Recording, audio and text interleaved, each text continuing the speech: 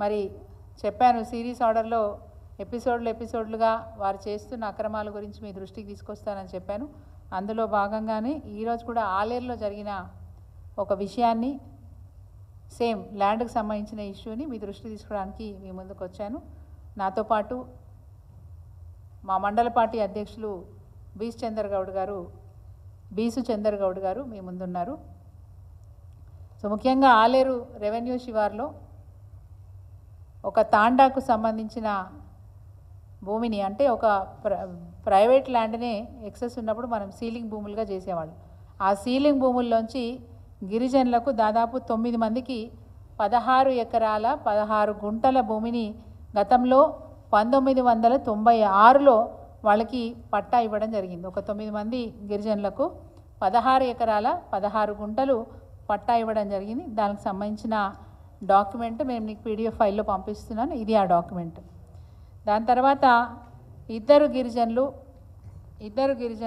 ఇందులోంచి భూమిని ఎగ్గే భిక్షపతికి అనే వ్యక్తికి 38 గుంటలు, ఆ తర్వాత ఎగ్గే లక్ష్మీనరసింహ అనే వ్యక్తికి 38 గుంటలు అమ్మినారు.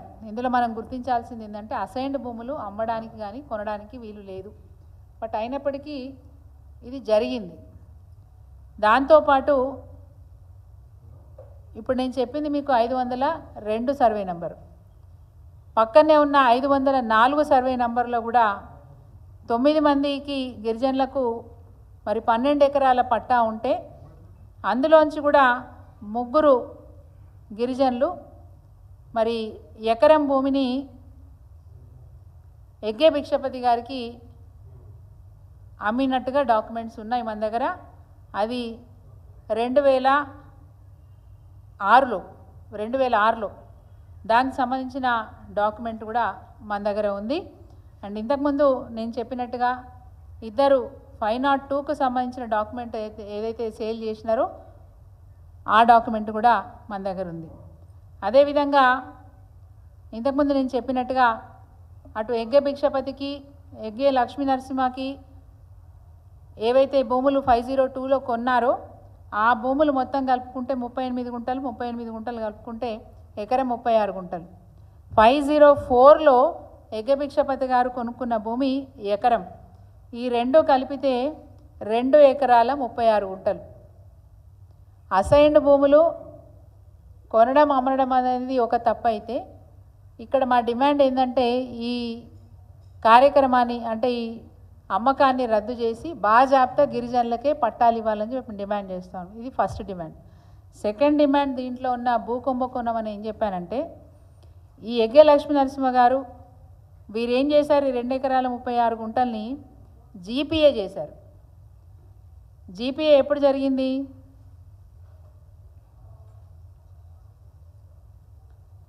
జీపీఏ డాక్యుమెంట్ నంబరు 13/11/2024 నవంబర్లో ఈ డాక్యుమెంట్ జరిగింది. దీనికి సంబంధించింది ఇక్కడే అసలు విషయం అంతా ఇక్కడే ఉంది. ఈ జీపీఏ ఎవరికి జరిగింది అంటే కాలేపల్లి కుమారస్వామి. ఎప్పుడు జరిగింది? నవంబర్ 24లో. అంటే ఎన్ని నెలలు అయింది? జస్ట్ 3 months కూడా కంప్లీట్ కాలేదు. నవంబర్ 24లో జీపీఏ చేయబడింది. ఈ జీపీఏ చేసిన వ్యక్తులు ఎవరు అంటే 1 ఎకరం 12 గుంటలు కాలేపల్లి కుమారస్వామి. ఇతను బాజాప్తా ఇప్పటి ఆలేరు ఎమ్మెల్యే గారి డ్రైవర్ కాలేపల్లి కుమారస్వామి. ఇంకొక ఎకరం 24 గుంటలు కంచెర్ల బాలరాజు గారికి జీపీఏ చేయడం జరిగింది. వీరెవరు? స్వయాన ఎమ్మెల్యే గారు పిఏ. నాకు సంబంధించిన వాళ్ళు ఎక్కడన్నా ఉంటే నేను రాజీనామా చేస్తాను, నేను పోయినసారి ఆ డాక్యుమెంట్స్ అన్ని తీసుకొచ్చి మేము ముందు ఉంచితే నేను రాజీనామా చేస్తా అని చెప్పాడు. నాకు సంబంధించిన వాళ్ళు కానీ నా బంధువులు కానీ నా స్నేహితులు కానీ ఎవరైనా ఉంటే నేను రాజీనామా చేస్తా అని చెప్పినారు. ఈరోజు మరి నీ డ్రైవరు నీ పిఏ ఈ జీపీఏలో ఉన్నారా లేదా? స్పష్టంగా నేను డాక్యుమెంట్స్తో వచ్చాను, డాక్యుమెంట్స్ మీ ముందర పెడతా ఉన్నాను. సరే, తర్వాత ఏం జరిగింది? పేరుకు మాత్రమే జీపీఏ చేసుకొని వెరీ నెక్స్ట్ డే ఆ తర్వాతనే వెంటనే ఈ భూమిని అమ్మేశారు. చీరబోయిన బబితకు అమ్మడం జరిగింది. చీరబోయిన బబితకు అమ్మేయడం జరిగింది. దానికి సంబంధించిన సేల్ డీడ్ డాక్యుమెంటు మొన్న 21 నవంబరు 2024 21 నవంబరు 2024 దాంతోపాటు ఇంకొక సేల్ డీడ్ కూడా చేసినారు. వీరికి చేసింది చీరబోయిన బబితకు చేసింది 6 గుంటలు అయితే చీరబోయిన సుజాతకు చేసింది ఎకరం 18 గుంటలు. దానికి సంబంధించిన డాక్యుమెంట్ సేమ్ డే. ఈ విధంగా మరి ఒకరి నుంచి ఒకరికి అమ్ముతున్నట్టుగా కొంటున్నట్టుగా జీపీఏ చేస్తున్నట్టుగా డాక్యుమెంట్ చూపించి చివరాఖరికి ఏముంది ఇందులో ఇన్వాల్వ్మెంట్ ఎవరు ఉందని స్పష్టంగా అర్థమవుతుంది. 1 గిరిజనుల భూములు, 2 అసైన్డ్ చేసిన భూములను కొనుగోలు చేయడము అమ్మకాలు చేయడం జరిగింది. 3వది ముఖ్యమైన విషయం ఏంటంటే స్వయాన ఇప్పటి ఎమ్మెల్యే గారి పిఏ అండ్ డ్రైవర్ గారి మీద ఈ డాక్యుమెంట్లు ఉన్నాయని స్పష్టంగా నేను ఆధారాలతో తీసుకొచ్చాను. దీంట్లో నమ్మకం ఏంటి అంటే వారి ఫోటోలు వారి ఆధార్ కార్డులు కూడా ఈ సేల్ డీడ్లలో చాలా స్పష్టంగా ఈ సేల్ డీడ్లలో ఉన్నాయి. కంప్లీట్ ఇన్ఫర్మేషన్తో నేను ఇక్కడ రావడం జరిగింది.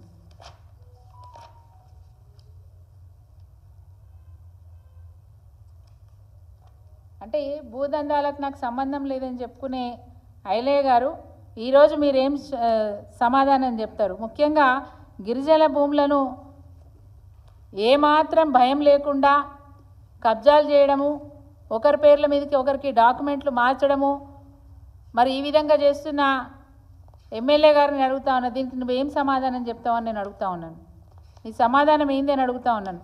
ఇట్లా ఈ విధంగా చాలా ఉన్నాయి. ఒకటి తీసుకొస్తా అని చెప్పినా ఇది 2వది మీ ముందుకు రావడం. మా భూదందాల ఐలయ్య చేస్తున్న కార్యక్రమాలు ఎందుకు నేను ముందుకు వస్తున్నా అంటే చిన్న విషయానికి చాలా చిన్న విషయాలకు కూడా ఈరోజు బీఆర్ఎస్ పార్టీ నాయకుల మీద బీఆర్ఎస్ పార్టీ ఎమ్మెల్యేల మీద కేసు చేసి విచారణకు పిలిపిస్తూ ఉన్నారు పోలీస్ స్టేషన్లకు. మరి ఇంత పెద్ద ఎత్తున భూదందాలు చేస్తూ అక్రమాలు చేస్తూ స్వయాన వారు ఎమ్మెల్యే కాకముందు కూడా కాదు, వారు ఎమ్మెల్యే అయినాక సంవత్సరానికి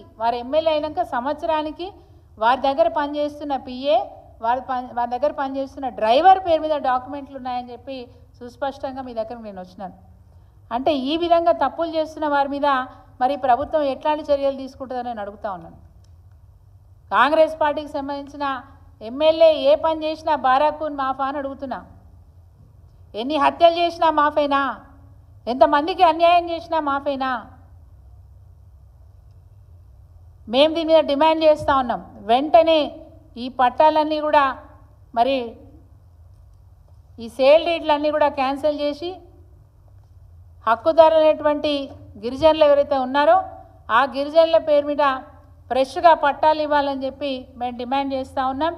ఈ అన్యాయాలకు మరి ఫుల్ స్టాప్ పెట్టకపోతే ఆ గిరిజనులకు భూములు వాళ్ళకు పట్టాలు వచ్చే వరకు కూడా ఉద్యమిస్తామనే విషయాన్ని ఈ సందర్భంగా తెలియజేస్తూ ఉన్నాం. ఆలేరు నియోజకవర్గంలో